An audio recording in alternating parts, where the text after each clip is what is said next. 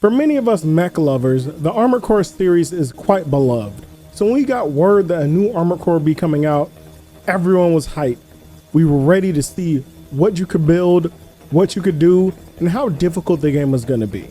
And after playing it for a little more than a week, I have many thoughts on it, but this will be a quick review of Armored Core 6: Fires of Rubicon. Now, the story of AC6 is disjointed at best.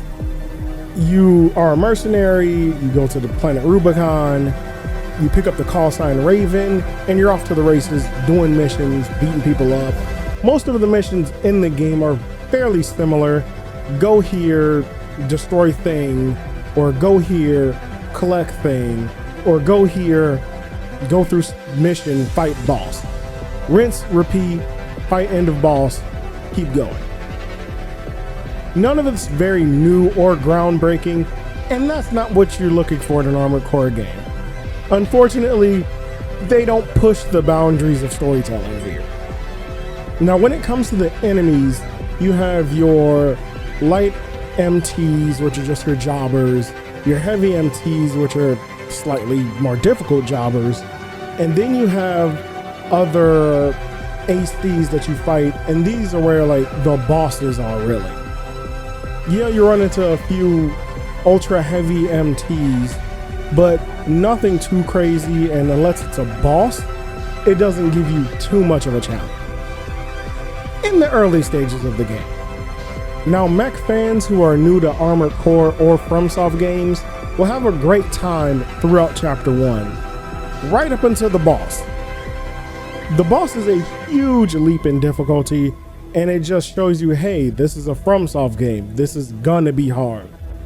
And that could be off-putting for many people, as that Chapter 1 boss easily took me an hour and a half to beat.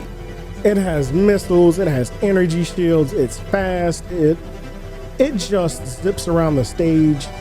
And because of that, the camera can get a little wonky. You really have to fight the camera sometimes with some of the quicker enemies in this game, which is pretty unfortunate because there's a lock-on mechanic in the game, but the lock-on doesn't truly lock on, it feels like. It's more of a suggestion to point at this particular enemy. But I'm getting ahead of myself. Let's take a step back and look at the customization of your AC. You can do tons of things with the ACs. Now again, in Chapter 1, you don't have too many different variations, but you have enough to where you can make an AC fit your playstyle and how you want to go through the game. Hell, you can even build a few ACs, try them out, and if you don't like them, you can sell the parts back for the exact same amount of money which you purchased them for. So you lose nothing when you try to build new AC.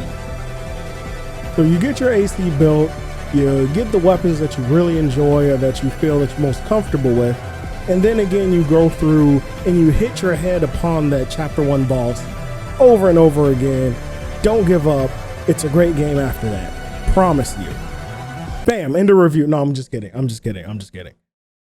To give you a bit of an idea of just some of the types of ACs you can build, you have your quadruped that can fly on high and shoot enemies. You have your tank build that you eventually get treads for, both light and heavy tanks.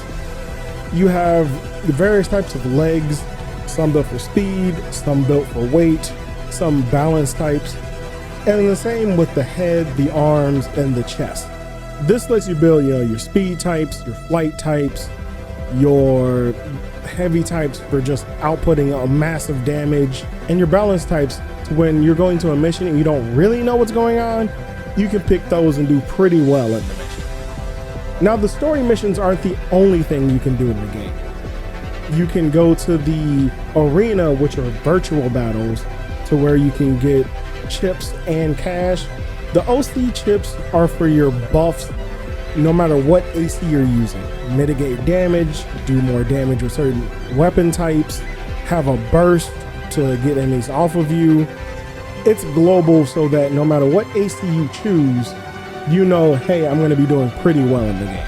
Again, as you go through Chapter 1, you'll enjoy it. You get a feel for the controls. The first mission's little mini boss or boss to show you things and teach you about the stagger mechanics is pretty easy and pretty clear cut. Again, you will have some issues with the camera, but all of those bosses and all those missions are basically tutorials for the boss of chapter 1. You really suffer until you get used to the controls of the game. But again, stay with me, fight through it, you can beat it. It is a great experience once you defeat it and once you get on to chapter 2. Once you're through with that chapter 1 boss, everything else feels pretty fair in the game. It's a very odd thing to where the chapter 1 boss is super difficult, but then the chapter 2 boss is a bit more fair. Chapter 3 boss is pretty solid.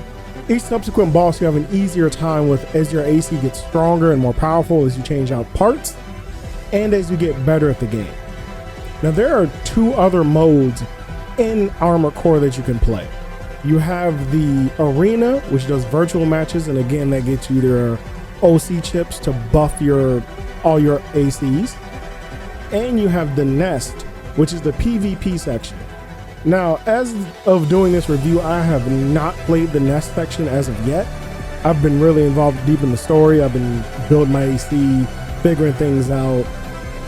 So I can't tell you one way or the other if the online's any good. However, it's an add-on.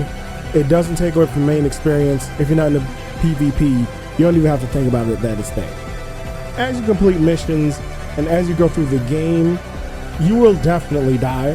When you die, you have an option of changing out your AC if you have other types or other builds, as well as just changing the weapons or parts on the AC you're currently using. So again, if you have your balance type, you go into a mission and you die at a certain section because the enemy has a shield and you just can't burst the shield down quick enough, you can, if you have a weapon, you can select the weapon that's great against shields in one hand, and then you can maybe blow through the enemy fairly quickly, or at least have a better fighting chance against the enemy.